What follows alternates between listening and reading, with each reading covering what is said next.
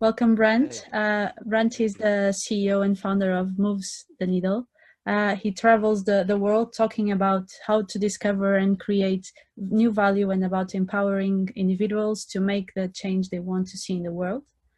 Brant is the New York Times best-selling author of The Lean Entrepreneur.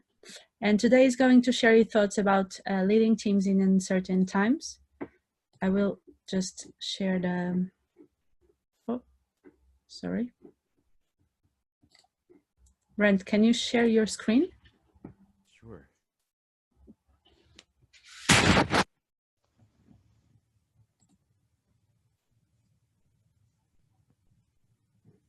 we see it big? Yeah, we can see it. Okay. So thanks so much for having me. I hope everybody is safe and well out there. So I want to talk a little bit about how, as leaders, we can be leading teams during this uncertain time, but also I think it's relevant to how you interact with your leadership and other colleagues as well. And I thank Sarah and Annie. I think a lot of what they talk about actually can be used in what I'm going to talk about as well. So it was sort of amusing to me. I don't know if it's really amusing, but back in the fall, I was speaking at the Lean Innovation Summit in Rotterdam, and I was thinking, it felt like a recession was coming. And so I did this presentation on, hey, is winter coming? How do we keep our budgets and our staff, and how do we contribute to make an impact on the business? And this talk in particular was really for innovation people. And wow, I mean, this is not what I anticipated, obviously, right? I mean, so yes, winter is here and the effects are drastic. And the amount of uncertainty that we face is, immense and way beyond what I had imagined. But the point really is that we need to work differently when we face uncertainty. And so you may hear, especially again in the innovation space, but just generally, companies need to be able to balance the exploit versus the explore. So your existing products, your existing markets, the core business is dominated by optimized for the core. So I'm sorry, is this somebody trying to chat with me? That's not going to work. So most of the companies dominated by this exploit mode. We're optimized for executing on what we've already learned inside of markets and with our existing products. And we actually structure the company in such a way so that it is optimized for executing on what we know works. And then typically there's a small innovation group, and they're supposed to be concentrated on the unknown. And so their job is to learn. Their job is to go and learn who are the potential customers that they could serve, what are the needs and aspirations and desires of those customers, what solutions, what products might work. And so they're mostly in this explore, this learning mode. And really the challenge is for large organizations typically is how do you balance those two things? And in the end, the result really is that supposedly 99% of the company is just in this execution mode, and a tiny fraction is in this explore mode. And I don't think that that's the right way to view the world. And the reason is that we face uncertainty everywhere inside of our companies.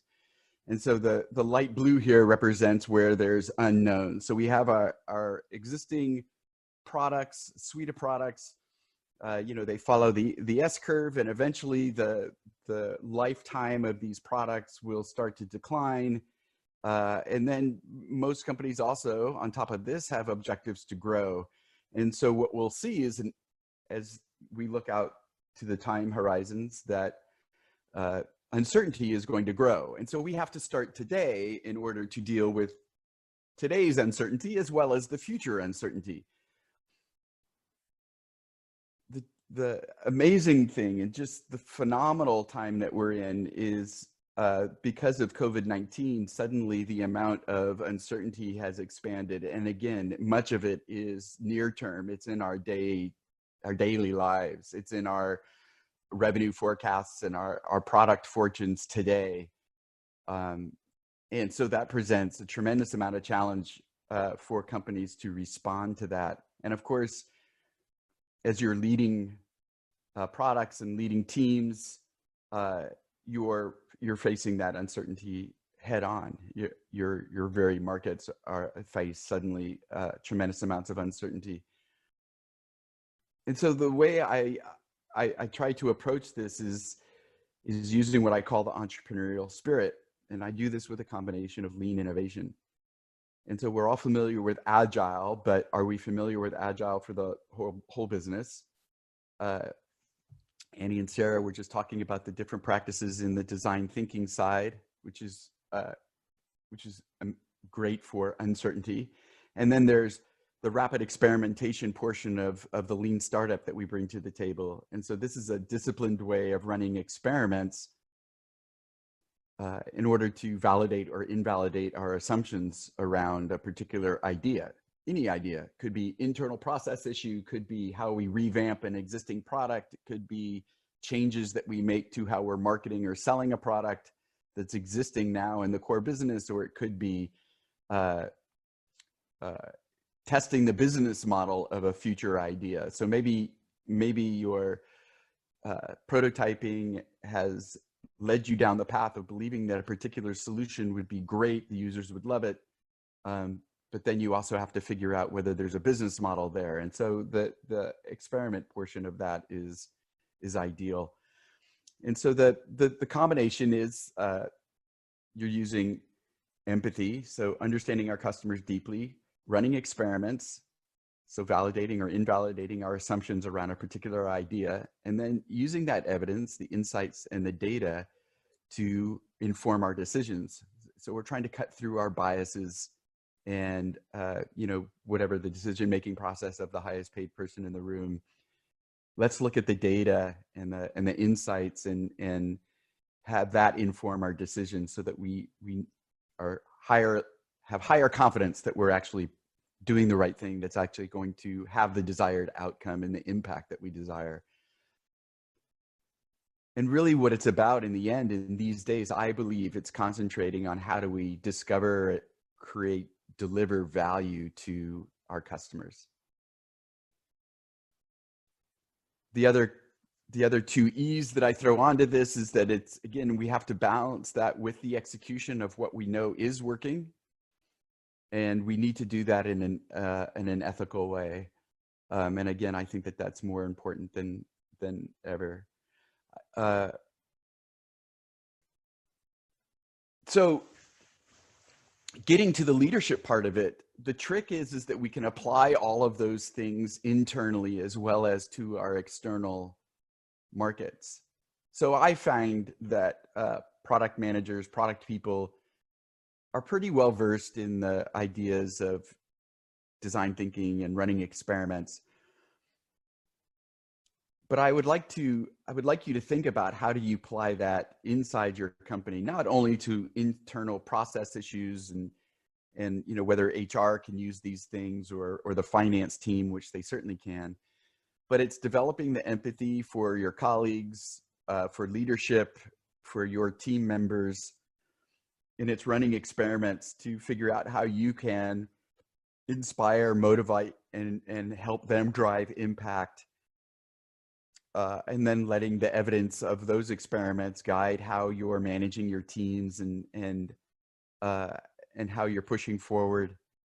And the agile mindset becomes more important than ever, not just how we manage software development, but really how we manage all of our work.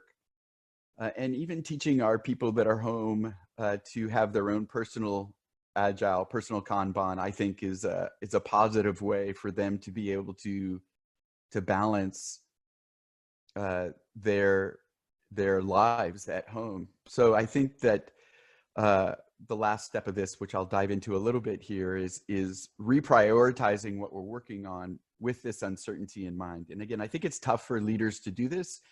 Leaders often become leaders because they have good leadership skills, and that really means sort of, okay, we're buckling down and focused on executing and getting done what we know we need to get done.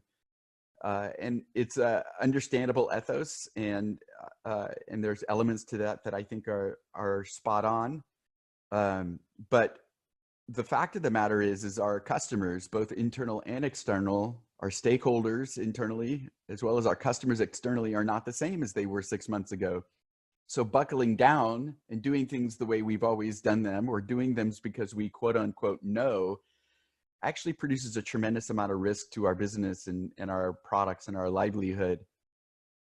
One example might be that leaders are often working out of their homes in their, I mean, maybe this is a silly example, but leaders are often have their dedicated home office, and it's all structured. You know, they've got a high bandwidth internet, and they've got, high powered tools and software, and they understand how all of that works, and they're managing people who are at various levels of their careers. And there's people perhaps on their teams who are younger, and their home office is literally the kitchen table, and their partner is also working at home, and their kids are home at school. And so the situation that they have to manage is very different, and it's just not going to happen that that worker is going to sit in front of their computer for 8 hours a day, just like they might at the office. It's just not going to happen. They actually have to learn how to balance driving impact, getting the things done that they must get done at work in order to drive impact, with their personal life, dealing with their kids, and maybe dealing with other family, and dealing with the chaotic situation at home and their partner. There's tremendous amounts of stress there. And so it's the leader's responsibility not to manage in such a way that they're trying to recreate the office experience, but instead to develop empathy and understand that there are new ways that you can teach those workers how to manage their lives in a way that drives impact. And so it's, the point is to get to the impact, to get to, and to measure progress based on the progress towards impact, not on, things like how many bugs are fixed, or, how many features were developed, or how long you're sitting in front of the computer, or how engaged you are in meetings. We have to refocus on what is the outcome that we wish to do, and then we need to choose new metrics that manage the progress towards those desired outcomes. And then we teach people how to manage their lives, again, through a Kanban approach I find very positive, in a way that we're making progress on those metrics, and leave behind the way that we managed when we were all in the offices. So that's just one example of how empathy can change how you're working with those teams. The Agile portion of this, we're familiar maybe with Scrum or SAFe or some of these other specific implementations of Agile. I talk about Agile with a small a, and going back to the original Agile manifesto, which I really encourage everybody to go read. Really, the way I describe Agile, it's sort of like the meerkat family. It's how often should we be looking at, poking our heads up and looking around us and understanding what new information do we have in our environment? What is new in the economy? What's new with our customers? What's new with the company performance? What's new with how my team is feeling, how my team is performing? And based upon the new information, what should I change in how we're executing our plans? And maybe you don't have to change at all, which is great. But how often do you need to poke your heads up and understand your environment in order to make changes that will lead to the desired outcomes in a more efficient manner? So that's basically what a sprint definition should be, the length of your sprint. It does not have to be the way Silicon Valley startups do it, 1 week or 2 weeks. The sprint is determined by the length of your typical unit of work, and then also how often do things that affect plans change. And so if it's a 1 month sprint, that's fine. If it's actually a 4 month sprint, you're probably now poking your head up 4 times more often per year than you did before. So think about your sprints in that way. And then the idea of Agile really was to empower teams to solve problems. And so even if your people are not necessarily formed into teams, while they're working at home, I would encourage you to form teams. Those teams are going to hold each other accountable in ways that are more social and ways that are actually more effective than simply by more hands-on management. So to me, I have a strong belief that if you empower smart people to solve problems, they will solve them. You allow them to self-organize and to come up with the solutions, and you're there to guide them by helping them overcome obstacles, by giving them ideas to test, perhaps identifying your own ideas as assumptions and making suggestions on how things might progress, but that it's up to the team members to decide. And then, of course, the sharing out becomes important, how we're going to share the context of what we're working on so that those that own the larger picture can make sure that those pieces of the puzzle are coming together. A quick point on the reshuffling of the priorities. So our normal human reaction, like I mentioned before, to uncertainty is by buckling down, by going back to what we think that we know. And strong leaders will execute their way through the obstacles that are in front of us. And again, I believe that those are powerful characteristics, and there is an element of doing this, especially within uncertainty that we can't control. So we don't know when the pandemic ends. We don't really know what the recovery is going to look like. So those are sort of examples of, we need to, as strategic leaders, we maybe need to put plans into place based upon what happens.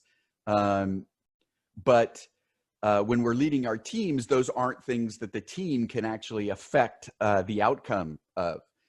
And so on those elements, things like products and markets and initiatives that we're working on, both internally and externally, how we're managing our remote teams is an example of an initiative that we can have a lot of effect on. And just simply executing through that type of uncertainty leads to failure. It's taking one shot out of an infinite number of potential solutions. It's taking one shot and just going for it. So the entrepreneurial reaction to that is to expose these uncertainties. What are the different initiatives that we are working on, that we could be working on, and where is the uncertainty in those different initiatives? And we work differently within those uncertainties. So if we look at our initiatives, here's the unknown and here's the known, we go ahead and execute on the known, but through the ones that are unknown, we have to work differently first before we execute on them. And of course, keeping the desired outcome and the customer value in mind. So an example of that, or sort of the tool that I use, is a simple 2x2, and you can go through this with your team, or you can go through it with your leadership team. If you teach this to them, you have a vertical axis there, which is the impact we believe a particular initiative would have, high versus low. So have people brainstorm all of the things that they are working on and all of the things, their ideas, what they could be working on. What are the initiatives that we should be balancing, we should be prioritizing, and put them on this vertical axis. What are the ones that we believe are higher impact versus the lower impact? And then the horizontal axis to the left, we have what are we less confident about, and to the right is what are we more confident about. And confident would be some combination of, do we understand who the stakeholder is, whether it's the customer or somebody inside the business? Do we understand them, what their needs are? Do we understand what we're trying to accomplish? Do we feel like we have the right resources and the right capabilities to execute that initiative? So where does that fall on the confidence axis? So in the end, what we're looking for is in your upper right quadrant, you have high impact, high confidence. And those should be initiatives that your team or company-wide, what most teams already know how to do. And so buckling down is appropriate, and we go and execute on those high impact, high confident initiatives. Any of those initiatives, however, that start trending a little bit to the left represents a certain amount of uncertainty. And so there, we need to work differently during that uncertainty. And over on the further left, you have high impact. So those are initiatives that we believe will drive a lot of impact for the business. So we should be looking seriously at those, but we have low confidence. And so there, we're going to be using a lot of learning mode, a lot of the empathy, the design thinking work, a lot of the experiments to learn how our stakeholders or customers truly behave. And we're really going to be driven by the evidence and not just that we love that particular idea. And so that balance between the search and the execute, the exploit and the explore becomes vital again. And how we actually do that balance is based upon those agile principles. So if you've created a sprint and you believe your sprints are 1 week or 2 weeks or a month, what goes into a particular sprint comes from your backlog. So most of your backlog is based upon efficiency and again, sort of the impact you think a particular item would have.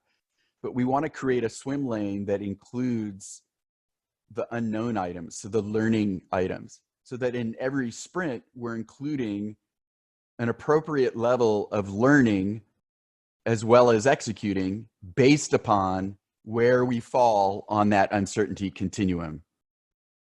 So if you are working on high impact, high confidence initiatives, but there's a little bit of uncertainty, then we're going to only build a little bit of learning mode into a sprint.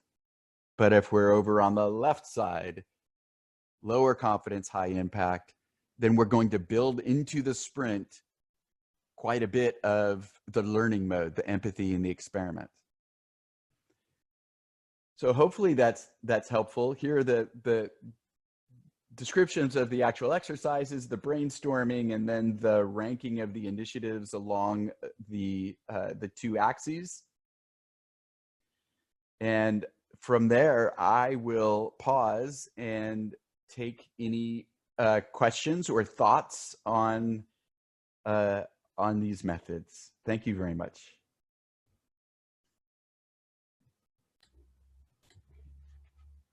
Thank you, Brant. A great talk. I'm sure a lot of people will follow and apply your advice, and improving communication and focusing energy on high impact projects. We have still 5 minutes for some questions. I would like to, Andrea, can you share your screen with Slido? So everyone who is watching, please join us on Slido with hashtag product over lemonade. We still have 5 minutes for doing some questions to Brent.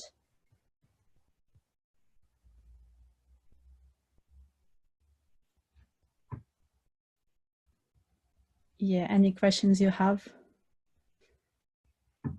So I think we have one question here. How can we test whether our potential customers will actually recommend our product to others? Mm. Well, I think that I would answer that based upon, well, I guess I'm not sure where you are in the life cycle of your product. Is your product already out there? I think that the easiest way to test it is to give them the means of doing it. I think that in my view, uh, people that are actually sharing your product is typically based upon, in my framework, called a passionate customer. So 7 steps that a customer comes from becoming aware to becoming passionate about a product. And it's often something other than the product that drives people to want to share about their product. And we have to oftentimes look outside of the product. It's something other in the business model. Sometimes the product is so new, so amazing user experience that people want to share about it. But I would encourage you to think about something else. It could be something aspirational. It could be, whether you're being philanthropic or going green, or your packaging is amazing, or your content marketing is incredible, or there's all sorts of elements that can drive this passion. And so I think that you want to treat that in the same way that you treat anything else with uncertainty. You want to use some of the techniques that Sarah and Annie were talking about in order to get empathy. Understand what is the desired impact, what is the aspiration, why, what happens to them if they have their needs addressed, not only from like a business perspective, but aspirational. HubSpot, taught people how to be better entrepreneurs. Well, maybe the aspiration was, I get to take my family to Italy in the summertime.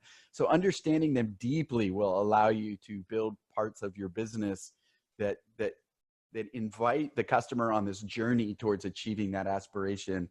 And I think that then you giving them a mechanism to share is how you'll test whether they'll share. Great. And in this time of crisis, a good one to launch a startup? Well, I think if you have the time to test your ideas, I think now's a great time. I'm not sure it's good to launch a startup, but I think that there are ways of testing your ideas to validate or invalidate whether your idea is a good one. Typically, times of crisis is a time for entrepreneurialism because people are forced into being that way, into finding their own economy. So I would encourage people, if you've got ideas, again, use the design thinking and jobs to be done and lean startup to test your ideas before you go full on. Yeah. Mohammed is asking, what is your suggestion for newly hired product manager? Is it harder than before in these situations to start a relationship with a team?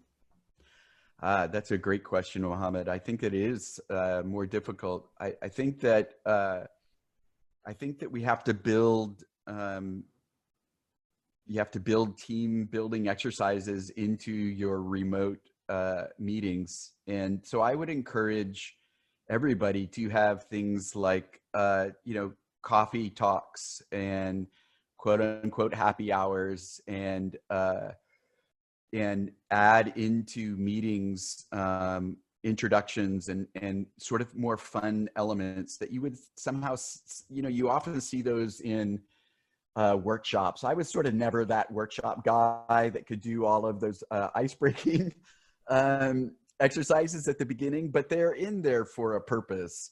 And so I think that there's a great example of something that's different remotely. So I would actually encourage you to do that even without new product managers. Is you need to build some fun into your regular meetings that gets people laughing and gets people interacting with each other, so the leader can step back a little bit and see that there's a team dynamic going on. My team has always been completely distributed, and we would have a mandatory video day. And mandatory video day would be that when you're at work and you're in your office, you turn on the video. You have to turn on the video. And this isn't a meeting. This is just people hanging out on video. And it's really pretty amazing how office-like that felt. Like, instead of having to send a Slack or a chat message or an email, you literally could ask somebody that was on the screen a burning question that you had. And it was very much like, you know, very much like that office experience.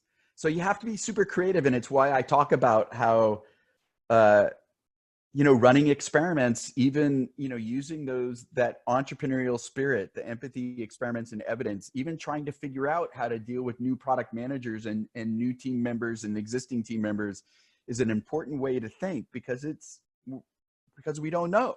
And so we have to try new things. Mm-hmm. Yeah. And Marek is asking, you mentioned on the slide Agile with small a, that we should pick on our head up regularly. How often?